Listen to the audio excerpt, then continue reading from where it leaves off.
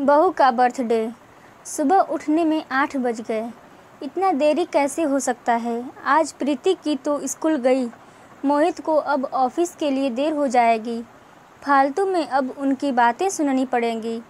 वह सब तो ठीक है, लेकिन माँ जी, वह दिन भर कितनी बकबक करेंगी। और मुझे इतनी देर कैसे सोने दिया उन्होंने। अब तक तो उन्होंने घर सिर पर चढ़ा लिया होगा। क्या हुआ होगा। रीमा जल्दी से उठने लगी। मोहित खुश चेहरे के साथ आया। वह अभी तैयार होकर, गुड मॉर्निंग रीमा।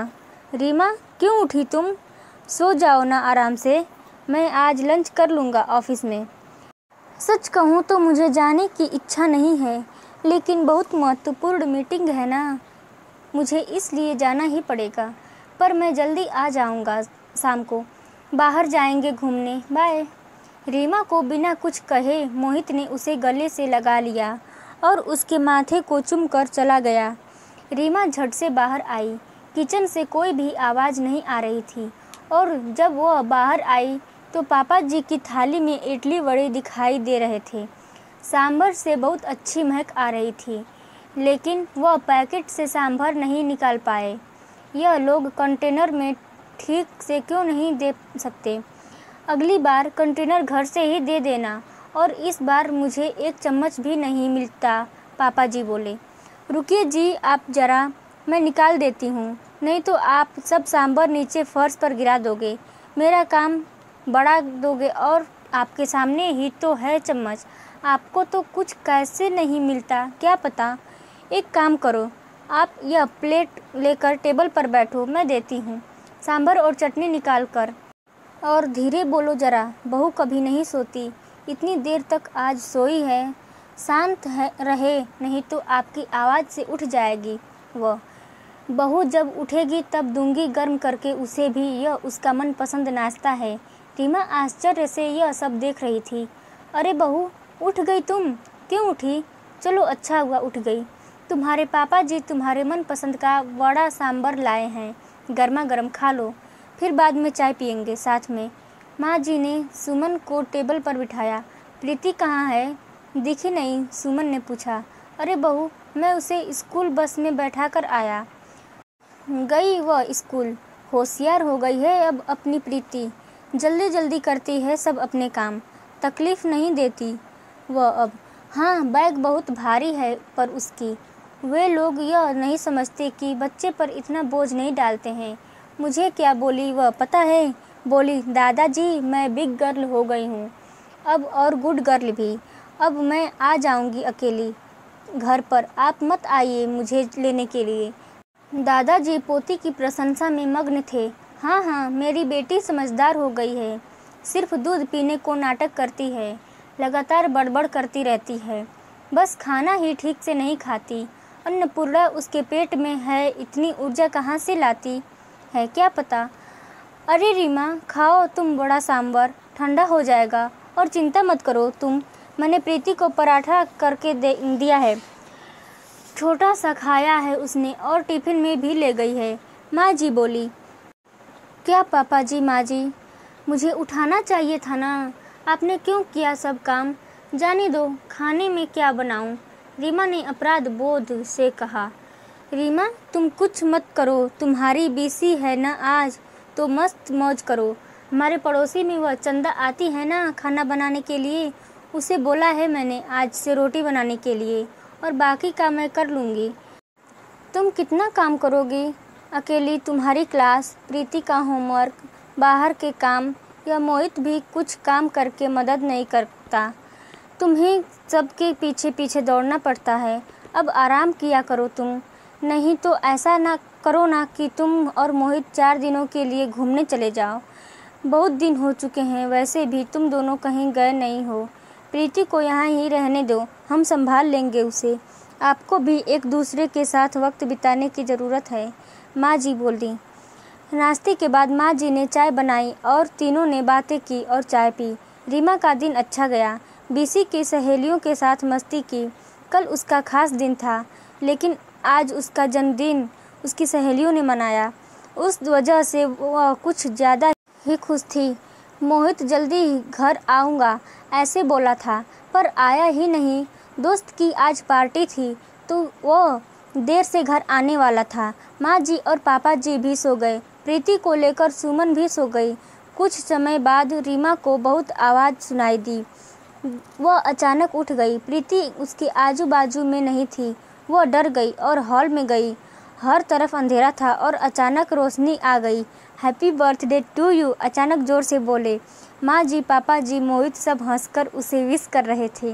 प्रीति ने दादी की मदद से सुंदर केक बनाया था। रीमा ने केक काटा और सबको खिलाया। सभी खुशी के मारे सो गए। फिर बाद में सुबह रीमा उठकर देखती है तो पास में सुंदर सा ग्रीटिंग कार्ड था। उसकी बेटी प्रीति ने खुद के छोटे हाथों से बनाया था। वह कार्ड देखकर सुमन बहुत खुश हुई। उतने में एक बड़ा टेडी बियर चलते हुए उसके पास आया।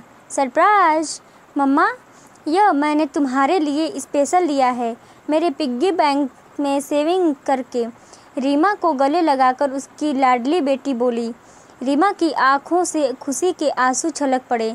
अब मोहित की बारी थी। उसने रीमा से कहा कि वह अपनी आंखें बंद कर ले और उसके लिए लाया हुआ खूबसूरत हीरो का हार उसके गले में डाल दिया और उसे आईने के सामने खड़ा कर दिया। वाह, अब सच में वह हार कितना खूबसूरत लग रहा है। सुंदर लग रही है मेरी रानी, लगता है जैसे यह तुम्हारे लिए ही बना है। मोहित ने खुशी से रीमा को गले लगा लिया। तभी रीमा कुछ कहने ही वाली थी कि माँ जी, पापा जी आ गए।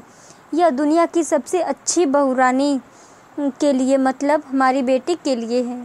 माँ जी, पापा जी ने कश्मीर का टिकट रीमा के हाथों में रखा और रीमा उनके पैरों पर आशीर्वाद लेने के लिए झुकी, लेकिन माँ जी ने उसे गले लगा लिया। पापा जी ने सर पर हाथ रखकर आशीर्वाद दिया। यह क्या माँ जी, पापा जी, इतना बड़ा सरप्राइज, वास्तव में इसकी कोई ज़रूरत नहीं थी और हम सिर्फ दोनों ही क्यों जाएं? रीमा ने उत्साह से कहा। नहीं नहीं, हम बूढ़े हो गए, क्या करेंगे वहाँ? वैसे भी आप दोनों को इसकी ज़्यादा ज़रूरत है और हम प्रीति का भी अच्छे से ख्याल रखेंगे ताकि आप दोनों फुल एंजॉय कर सकें।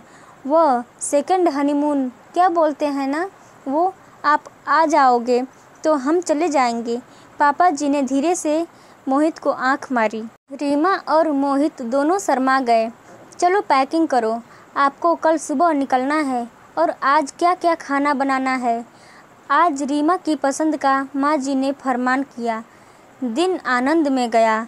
शाम को रीमा की आरती करके माँ जी ने, पापा जी ने उसे ढेर सारा आशीर्वाद दिया। रीमा इस प्यार से पूरी तरह अभिभूत थी। पूरी तैयारी हो गई थी। कल सुबह जल्दी जाना है, इसलिए बैग भर के मोहित रीमा तैयार थे। कश्मीर के सपने देखकर रीमा को कब नींद आ गई वह उसे समझ नहीं आया। दोनों कश्मीर पहुंच गए जैसे स्वर्ग ही हो। कितना खूबसूरत था सब कुछ। मोहित रीमा सब भूलकर एक दूसरे में खो गए थे। यह हंसी वादियाँ, ये खुला आसमां। मोहित गाना गा रहा था और रीमा जैसे नई नवेली दुल्हन की तरह शर्मा रही थी। एक दूसरे के ऊपर बर्फ़ के गोले फेंककर छोटे बच्चों जैसे दोनों मस्ती कर रहे थे। दोनों आज आई स्केटिंग के लिए आए थे। बर्फ़ में ठीक से खड़े होने में असमर्थ सुमन एक दूसरे को ठीक करने के दौरान अपना संतुलन खो बैठी और वह ज़ोर से गिर गई। आंखें खोलकर देखी तो क्या, उसके बेड के ऊपर से वह गिर गई थी। बाजू में मोहित सोया हुआ था। मतलब वह सपना था। इतने में बेल बजी। दूध वाला आया होगा। वह बाहर आए। उतने में उसकी सास उससे बोली, अरे रीमा, हर रोज़ कैसे देर हो उठती हो तुम? 15 मिनट देर हो गई। आज तुम्हें जल्दी करो, अब चाय बनाओ और नाश्ते में कुछ अच्छा नमकीन बनाओ। और मेरी सहेली आने वाली है, आज कुछ अच्छा खाना बना उसके लिए। और हाँ, घर पर ही रहना आज, कहीं बाहर मत जाना।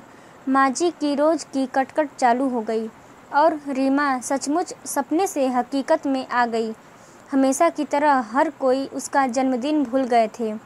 रोज़ रोज़ की भाग दौड़ और घर के कामकाज, सास के ताने, ससुर की फरमाइश, पति की धुन पर नाचने और बेटी की लीला देखने में वक्त उसका दिन कब खत्म होता था वह उसे भी समझ में नहीं आता था। जिंदगी भर दिन खराब लगने लगी, लेकिन कल उसने बहुत अच्छा दिन जिया। लेकिन इस एक रात के लिए मीठे सपने में उसने इतने खुशनुमा पल जिए थे कि जो उसके लिए क्या कम था। मन में उस कश्मीर का सपना था, साकार होने की प्रतीक्षा में वह काम करने लगी। तो दोस्तों, सास बहू के इस प्यारे रिश्ते पर आपकी क्या राय है? इस वीडियो को देखने के बाद यह हमें कमेंट करके आप ज़रूर बताएं और वीडियो को लाइक, शेयर एंड चैनल को सब्सक्राइब ज़रूर करें। वीडियो देखने के लिए आपका बहुत बहुत धन्यवाद।